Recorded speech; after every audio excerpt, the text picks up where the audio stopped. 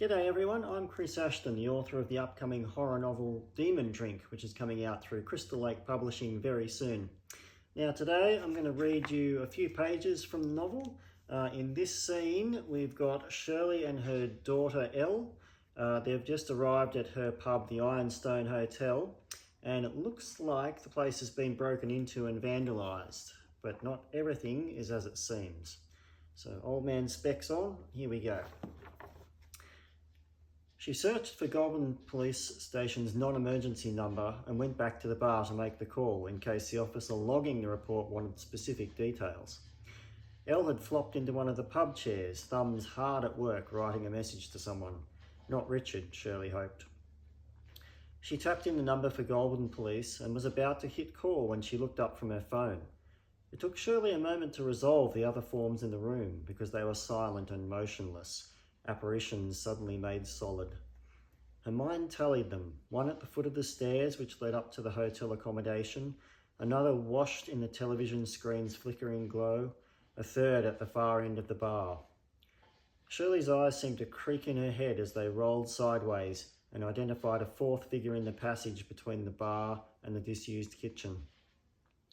Stretched across its bloated pink face was a pair of wire-framed spectacles, arms dug into the thing's glossy skin, thin metal bridge bent into a V shape, lenses cracked. Shirley knew those glasses well, had seen them most days before the thing's swollen, rosé-coloured head had deformed them. "Dr. Snedden?" she whispered. Behind those crazed lenses, two vein-streaked eyes narrowed to slits. The thing's chapped and broken lips drew back to expose two full rows of canine teeth. Saliva dribbled onto its chin, an enormous tongue, resembling a bruised and blackened penis, lolled out and mopped up the expelled fluid before disappearing again. Shirley's gaze fell to the phone in her hand. Even if she pressed call and relayed the situation to a constable or fed him a fake story so a car responded at top speed, it would still take 15 minutes to arrive. "Elle," she said. The thing hissed as though she had said something insulting, and a spray of drool splattered the floor at its raptor feet.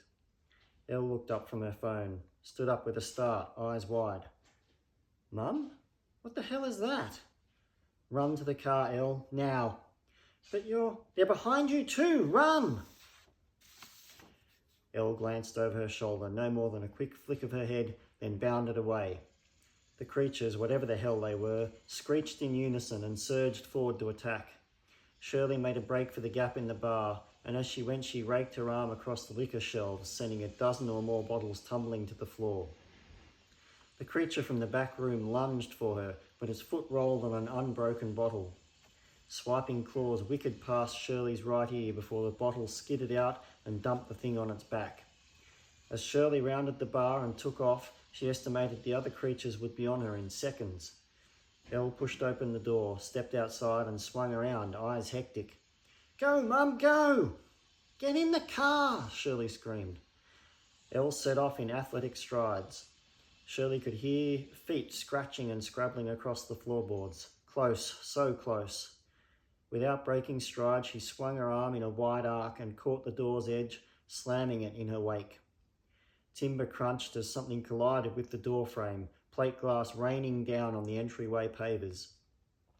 Shirley ignored an urge to turn and check the damage, instead pressing the central locking button on her car's key fob, which with luck she had put in her jeans pocket rather than her handbag.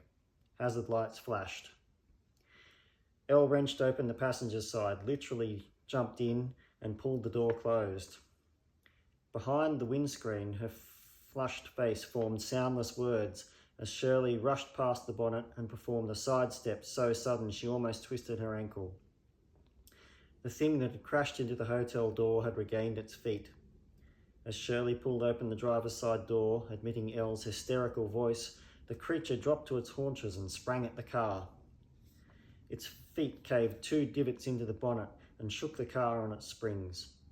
Shirley grabbed for the internal door handle, but her sweat, slimy fingers slipped off and she almost fell out of the car.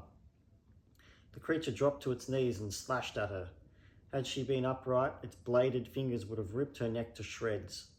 Instead, they sliced only air, and as it regathered itself for a second strike, Shirley hooked her fingers around the handle and yanked the door shut.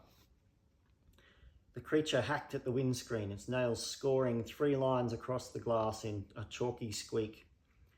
Shirley hit the starter button. Shrieking in fury, the creature leapt to its feet as a second one launched itself from the pavement and crashed down on the roof. Shirley and Elle screamed together.